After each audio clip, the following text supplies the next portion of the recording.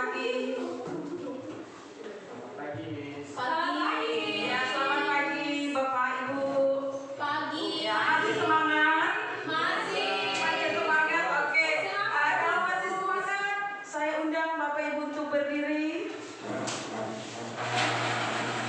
Saya mau melihat semangat Bapak Ibu di sesi yang ketiga. Oke, kalau saya katakan semangat, cukup dijawab oke. Kalau semangatnya 2, berarti oke. Semangat, oke. Saya Bapak Ibu. Oke. Kalau ST? Oke. Kita semangat. Oke. Semangat. Oke. Semangat. Oke. Semangat. Oke. Oke, terima kasih Bapak Ibu. Berarti masih fokus. Silakan duduk Bapak Ibu. Duduk Ya, silakan duduk. Berarti masih fokus dan masih semangat. Berarti masih boleh kita lanjut ke sesi berikut. Nah, sesi berikut ini saya akan menyampaikan tentang asesmen dalam pembelajaran mendalam. Nah, sebelumnya saya mau bertanya pada Bapak Ibu, asesmen itu apa sih? Penilaian. Ya, silakan. Penilaian. Apa Bapak Ibu? Penilaian. Iya benar, asesmen itu adalah penilaian dan mungkin sebelumnya sudah kita lakukan asesmen itu. Ya benar Bapak Ibu, asesmen itu adalah penilaian. Ya, penilaian yang dikatakan proses pengumpulan dan pengolahan informasi untuk mengetahui kebutuhan belajar dan capaian perkembangan atau hasil belajar murid. Nah, dalam asesmen ini kita mungkin menggunakan beragam teknik, tapi ada satu hal dalam instrumen kita membuat asesmen itu harus sesuai dengan tujuan belajar. Jadi ketika kita membuat asesmen itu, walaupun dia berbagai teknik, ya mungkin ada berbagai macam teknik yang kita lakukan, tapi harus satu hal yang kita ingat, asesmen itu harus sesuai dengan tujuan belajar. Ya Bapak Ibu. Nah, ini sesuai dengan Permendikbud nomor 2 FI tahun 2022. Kemudian Bapak Ibu, dalam kita membuat asesmen ada 3 prinsip yang harus kita gunakan. Nah, yang pertama di sini dikatakan berkeadilan. Jadi di dalam kita membuat penilaian atau asesmen itu, yang pertama ada prinsip yang ditekankan, dikatakan di situ adalah berkeadilan. Nah, berkeadilan itu boleh kita lihat Bapak Ibu, itu dikatakan pendidik melakukan penilaian yang tidak bias oleh latar belakang, identitas atau kebutuhan khusus peserta didik. Nah, jadi ditekankan dalam hal kita membuat asesmen itu harus dikatakan prinsip yang pertama adalah berkeadilan, ya. Nah, kemudian prinsip yang kedua dikatakan adalah harus objektif, ya Bapak Ibu, harus objektif. Nah, di sini dikatakan penilaian yang didasarkan pada informasi faktual atau pencapaian perkembangan atau hasil belajar peserta didik. Nah, jadi kita harus mengumpulkan informasi. Ya, mengumpulkan informasi. Jadi penilaian kita terhadap anak-anak itu, anak didik itu dikatakan harus objektif. Nah, prinsip yang ketiga dikatakan edukatif. Nah, jadi dalam penilaian ini hasilnya itu digunakan sebagai umpan balik bagi peserta didik dan juga bagi orang tua, ya, bagi orang tua peserta didik untuk meningkatkan proses pembelajaran dan hasil belajar. Jadi asesmen itu boleh kita katakan tadi adalah penilaian atau boleh kita katakan sebagai umpan balik kita, ya, umpan balik kita bagaimana keberhasilan dari hasil belajar setiap tujuan dari pembelajaran tersebut, ya Bapak Ibu. Nah, yang berikut dikatakan dalam asesmen itu juga ada umpan baliknya, seperti yang dikatakan di sebelumnya. Dalam pengalaman belajar itu ada 3 hal yang harus kita perhatikan. Sama di dalam pembuatan asesmen itu juga ada penekanan, itu harus dikatakan kita pertimbangkan dalam tiga pengalaman belajar tersebut. Yang pertama ada memahami, mengaplikasi, dan merefleksikan. Jadi asesmen itu berlangsung pada tiga pengalaman belajar tersebut, ya Bapak Ibu. Nah, selanjutnya kalau kita perhatikan, kalau kita buat asesmen itu tentunya ada tujuan, gitu ya Bapak Ibu. Apa tujuan kita membuat asesmen atau penilaian terhadap peserta didik? Nah, ada tiga tujuan di sini. Yang pertama, memahami sejauh mana kedalaman pemahaman telah dicapai, ya Bapak Ibu. Nah, dalam asesmen ini tentunya kita masing-masing punya, setiap kita kelas itu ada tujuan pembelajaran. Jadi dalam pembuatan asesmen itu tidak harus dikatakan di akhir, ya Bapak Ibu, tidak harus di akhir, boleh di awal dalam prosesnya tadi. Makanya dalam proses kita memperhatikan di dalam tiga pengalaman belajar tadi, Bapak Ibu.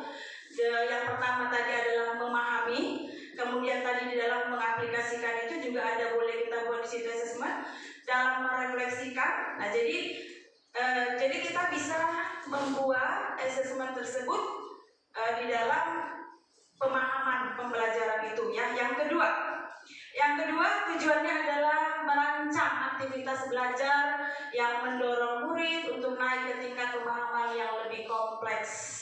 Tadi ada tingkatan-tingkatan di dalam pencapaian belajar siswa, itu juga kita nanti cantumkan di dalam asesmennya.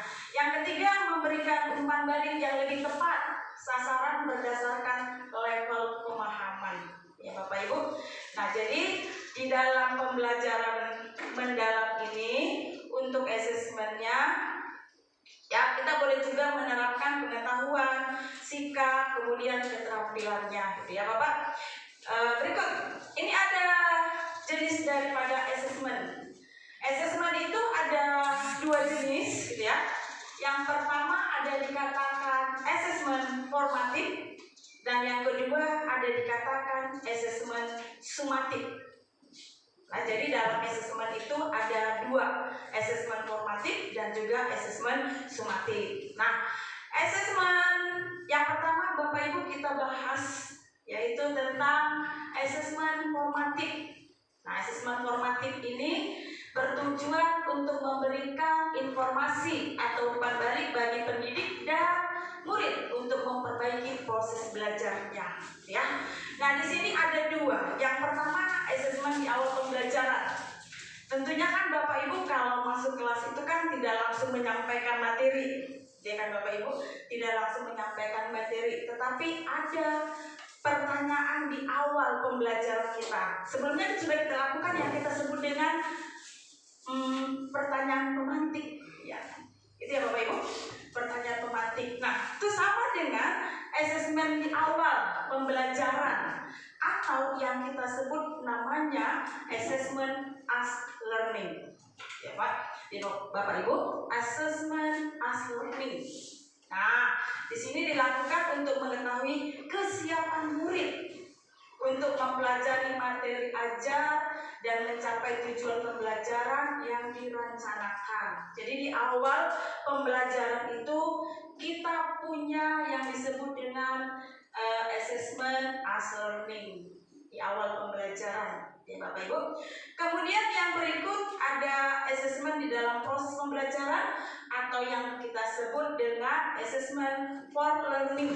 Nah, di dalam proses, Bapak, dalam proses berarti pada saat pembelajaran itu kita juga boleh melakukan asesmen for learning ini. Contoh berupa kalau kita buat diskusi kelompok nih, jadi tidak harus berupa pertanyaan.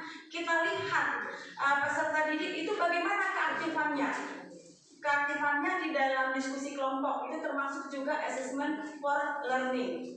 Jadi tidak harus mereka bisa mengerjakan soal, contohnya gitu ya, bisa menjawab pertanyaan, tapi boleh kita lihat tadi dari anak didik kita itu apakah ya mereka aktif atau hanya melihat, hanya menonton temannya saja atau menunggu temannya saja. Nah, itu boleh kita kelompokkan kepada assessment for learning, atau dikatakan tadi adalah pada saat proses pembelajaran. gitu ya Bapak Ibu.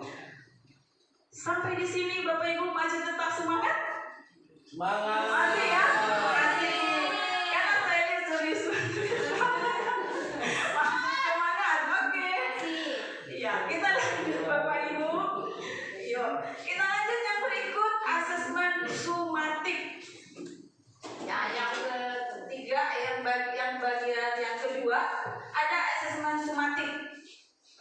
Kalau asesmen sumatik itu dikatakan itu kita lakukan di akhir, contohnya misalkan di akhir tujuan pembelajaran, di akhir bab. Nah, jadi kita bisa lakukan asesmen sumatik atau yang disebut dengan assessment of learning. Jadi Bapak Ibu boleh lakukan ini pada akhir bab atau akhir tujuan pembelajaran, boleh kita lakukan asesmen sumatik. Nah, ini penilaian contohnya pada kenaikan kelas dan juga kelulusan dari satuan pendidikan. Yang berikut, ya, asesmen dalam penerapan pembelajaran mendalam, baik tadi asesmen formatif dan juga sumatif, itu ada penekanan. Ada dua penekanan di situ yang kita sebut dengan autentik dan holistik. Ya Bapak Ibu, ada penekanan pada asesmen autentik dan juga holistik. Yang pertama, penilaian yang mempresentasikan realitas kehidupan atau konteks sehari-hari, berfokus proses dan produk belajar dalam konteks yang nyata dan bermakna, bertujuan mengukur kompetensi nyata seperti pemecahan masalah, berpikir kritis, berpikir kreatif, kolaborasi, dan komunikasi. Nah, dalam asesmen autentik ini nanti kita gunakan,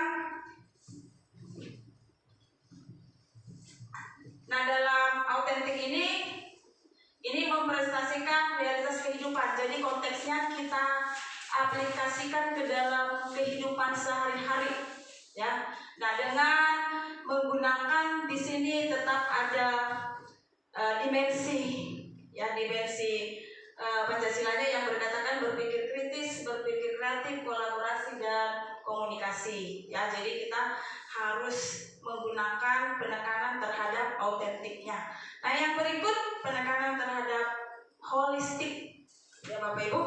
Holistik itu adalah yang terlihat keseluruhan dari aspek kemampuan siswa secara utuh dan terpadu. Dilihat dari pengetahuannya, sikapnya, kemudian keterampilannya, gitu ya. Nah, jadi ada dua penekanan tersebut di dalam asesmen pembelajaran mendalam. Nah, di sini ada beberapa contoh Bapak Ibu, bagaimana bentuk dari asesmen penilaian formatif dan juga penilaian sumatif. Nah, jadi yang pertama tadi ada penilaian formatif itu ada dua tadi, yaitu assessment as learning dan juga assessment for learning. Jadi yang pertama itu adalah berupa refleksi diri, ya, dan refleksi proses pembelajaran. Nah, itu berupa contohnya kita memberikan ada dalam bentuk jurnal reflektif, kemudian ada dalam bentuk self assessment, ada peer assessment, checklist kemajuan belajar, dan lainnya. Jadi contohnya kalau self assessment ini adalah pengenalan diri, ya kan, kemampuan diri sejauh mana, apa yang menjadi kekurangannya, seperti itu ya. Nah, bisa kita lihat di asesmen contoh assessment as learning. Kemudian yang berikut ada peer assessment, berarti terhadap temannya, ya, terhadap temannya, gitu ya Bapak Ibu. Nah, itu contoh dari assessment as learning. Kemudian yang kedua dari penilaian formatif itu ada assessment for learning. Nah, contohnya mungkin anak-anak kita persilakan untuk membuat peta konsep, umpan balik formatif, classroom, observasi. Nah, di sini boleh kita lihat anak-anak pada saat mereka bekerja, contohnya pada saat membuat peta konsep tersebut, kita lihat keaktifan anak tersebut. Nah, jadi dari sini kita bisa melihat assessment, kita membuat assessment for learning-nya. Bagaimana keaktifan dari anak tersebut di dalam membuat peta konsep tersebut. Nah, yang berikut ada dikatakan tadi penilaian sumatif atau disebut dengan assessment of learning. Nah, ini ya boleh dia berupa tes lisan, tes tertulis, atau juga dalam bentuk project, ya, nah portofolio dan lainnya. Jadi bedanya kalau tadi di assessment formatif itu kita melihat pada saat proses pembelajarannya, gitu ya Bapak Ibu, proses pembelajarannya pada saat awal dan juga pada proses. Kemudian kalau dia di sumatif itu berarti kita boleh misalkan asesmen yang kita lakukan di akhir semester atau juga di akhir tahun, ya. Tapi boleh juga kita lakukan asesmen sumatif itu di akhir bab, atau juga di setelah tujuan pembelajaran itu, ya. Jadi Bapak Ibu, nah itu yang disebut dengan penilaian sumatif. Oke, kita lanjut yang berikut. Nah, ini ada beberapa contoh. Ada beberapa contoh Bapak Ibu, ya. Contoh di dalam penilaian sumatif dan juga penilaian formatif, ya Bapak Ibu. Nah, saya izin bertanya untuk Bapak Ibu, kalau observasi itu tadi kita sebut asesmen apa ya Bapak Ibu? Sumatif atau formatif? Sumatif. Apa Bapak Ibu? Formatif. Observasi formatif. Oke, terima kasih. Kalau kinerja tadi Bapak Ibu, kinerja boleh kita lakukan di mana Bapak Ibu? Di sumatif. Iya benar, sumatif ya Bapak Ibu. Kemudian kalau penilaian diri, Bisa dua-duanya. penilaian diri tadi, Penilaian diri di jika kalau penilaian diri, Formatif. penilaian formatif. Atau tadi yang kita sebut dengan apa ya Bapak Ibu? Penilaian diri. Iya, self assessment. Benar sekali. Jadi ada beberapa contoh assessment yang boleh kita lakukan, gitu ya Bapak Ibu. Satu lagi, kalau tes lisan itu termasuk dengan assessment apa ya Bapak Ibu? Sumatif. Oke, ya. Nah, itu adalah beberapa contoh yang boleh kita lakukan di dalam membuat assessment, gitu ya Bapak Ibu. Sampai di sini Bapak Ibu. Ada pertanyaan? Ya, silakan Pak. Berarti Miss, kalau misalnya yang sumatif itu bisa tes di awal gitu ya? Kalau sumatif, Misalnya yang formatif sorry. Yang misalnya kita mau sekolah nih, kan ada tes tuh sekolah tuh ya. ya. Ada tes, nanti dia kemampuannya sampai di mana. Kan biasanya sekolah ada suka tes awal dia tes masuk sekolah. Nah, itu berarti seperti itu formatif. Kalau formatif tadi di tes awal Bapak, ya di tes awal. Contohnya tadi mungkin, tadi kalau di tes awal itu seperti bentuk pertanyaan pemantik, gitu ya, pertanyaan pemantik. Contohnya, kalau kita misalkan nih mau menjelaskan makhluk hidup itu apa, nah itu kan kita katakan masih bertanya pengertian atau kenal tidak makhluk hidup itu apa. Jadi sebelum kita lanjutkan ke pembelajaran berikutnya. Nah, kalau TKA itu maksudnya masuk kemana tuh? Formatif atau sumatif? TKA. Kalau TK itu kita golongkan termasuk ke sumatif. Iya. Oke, terima kasih Pak Kani. Oke, beri tepuk wow untuk Pak Kani. Tepuk wow. Kasih W, kasih O, kasih W. Wow. Oke, ya. Oke. Enggak dikasih kue enggak? Oke,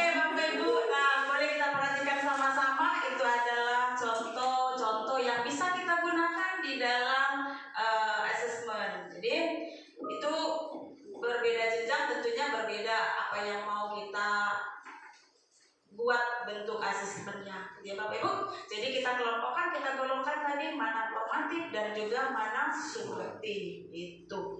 Oke, Bapak Ibu. Nah, dalam asesmen itu kita di sini ada tangga dalam pemberian asesmen dalam bentuk saya katakanlah tangga gitu ya. Ada contoh dalam kita teknik umpan balik itu untuk memperoleh ya asesmen itu yang pertama yang harus kita lakukan adalah klarifikasi. Jadi ada yang pertama adalah klarifikasi. Nah, ajukan pertanyaan klarifikasi. Itu. Ya, kita ajukan pertanyaan klarifikasi. Contohnya nih anak-anak kita beri pertanyaan. Nah, ya, jangan langsung kita katakan itu salah, gitu ya. Itu belum tepat, gitu ya. Nah, jadi kita ajukan, kita belajar memberikan, kita klarifikasi dari penilaian dari jawaban anak tersebut. Kemudian setelah kita klarifikasi, kita beri nilai. Yang artinya apa? Kita memberikan kekuatan atas apa yang sudah diberikan anak itu tadi. Kita memberikan kekuatan atau berupa komentar yang terlihat.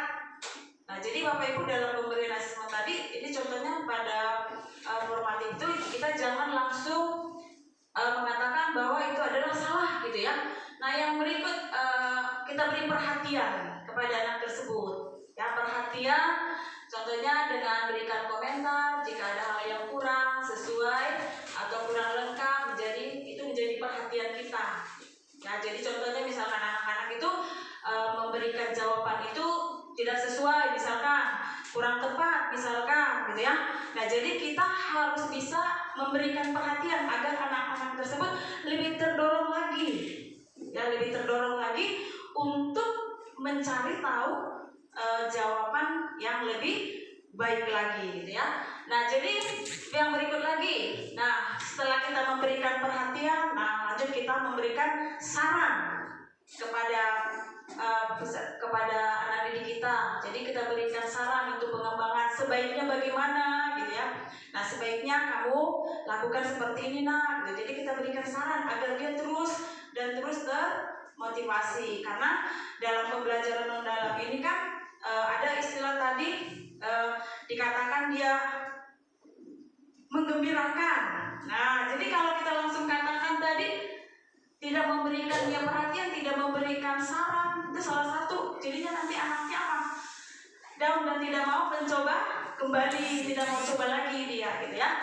Nah, yang berikut yang terakhir, nah sampai tingkat level yang paling tinggi itu kita berikan apresiasi. Jadi asesmen itu harus anak-anak kita itu jadi dia pada level paling tinggi itu kita memberikan apresiasi, yaitu pujian atas usaha yang dilakukan. Tadi kalau kita putuskan di sini, ya dia kan tidak sampai kepada tadi apa?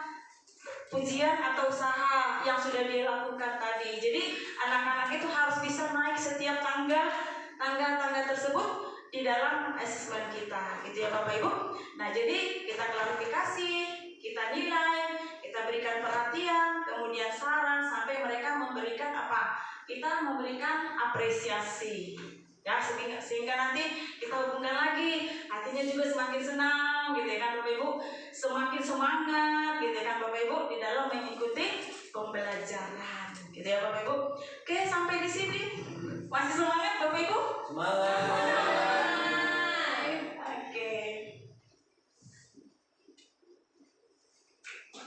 Oke Bapak Ibu, sedikit lagi. Nah, jadi di dalam asesmen pembelajaran mendalam ini kita tetap mengacu kepada taksonomi Solo. Tadi sebelumnya sudah menjelaskan ya bahwa di dalam pembelajaran mendalam ini kita hubungkan dengan taksonomi Solo ya.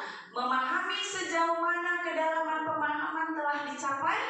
Kemudian yang kedua, merancang aktivitas belajar yang mendorong siswa untuk naik ke tingkat pemahaman yang lebih kompleks. Kemudian yang ketiga, memberikan umpan balik yang lebih tepat sasaran berdasarkan level pemahamannya. Ya Bapak Ibu. Nah, ini tadi sudah ada sedikit ya disampaikan di dalam taksonomi Solo itu. Nah, ini kita mulai dari sini ya Bu, Bapak Ibu. Nah, jadi kalau dalam pembelajaran mendalam memverifikasi, kemudian merefleksi. Ya. Nah, jadi dalam pemberian asesmen itu kita ikuti di sini Bapak Ibu. Mulai dari memahami, kita boleh memberikan contohnya tadi asesmen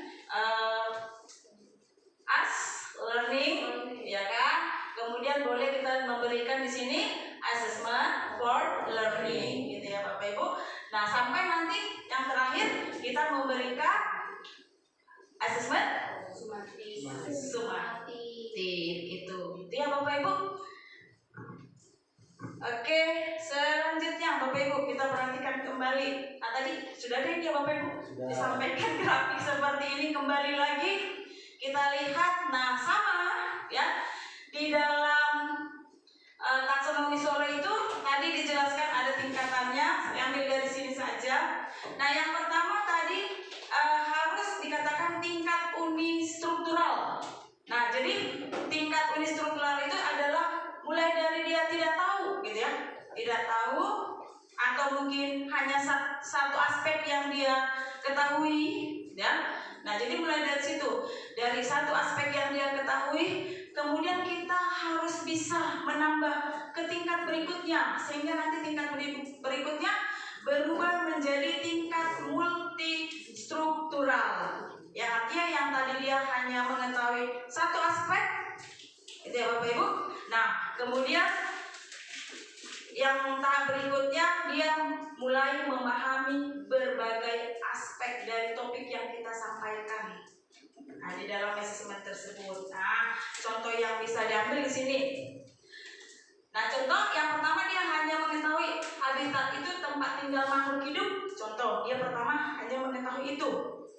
Ya. Nah, kemudian yang berikutnya tingkatannya harus naik. Nah, jadi dia naik menjadi apa? Tumbuhan dan hewan hidup di habitat yang berbeda. Jadi naik levelnya. Ya Bapak Ibu, jadi naik levelnya. Nah, yang berikut, tingkat berikut ada dikatakan tingkat relasional. Jadi dia bisa menghubungkan berbagai aspek, ya, berbagai aspek yang mereka pelajari, membentuk pemahaman yang lebih mendalam dan koheren tentang topik tersebut. Ya, jadi dia mulai menghubungkan beberapa aspek, ya Bapak Ibu. Nah, kemudian yang berikut ada dikatakan tingkat abstrak. Nah, jadi ini mulai dia sampai kepada menghubungkan konsep-konsep tersebut, tapi juga dapat berpikir lebih lanjut mengenai implikasi dari pengetahuan mereka. Jadi mulai dari dia hanya satu aspek yang tahu, terus kemudian dia menjadi dua aspek, kemudian yang ketiga dia bisa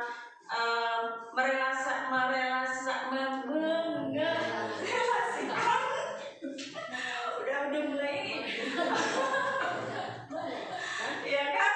Kemudian yang terakhir dia sudah mulai mengimplementasikan atau mengaplikasikan. Ya Bapak Ibu udah mulai. Oke. Ya, itu mengenai asesmen, ya. Oke Bapak Ibu, saya mau bisa meminta waktunya untuk refleksi yang bisa kita ambil dari asesmen penilaian.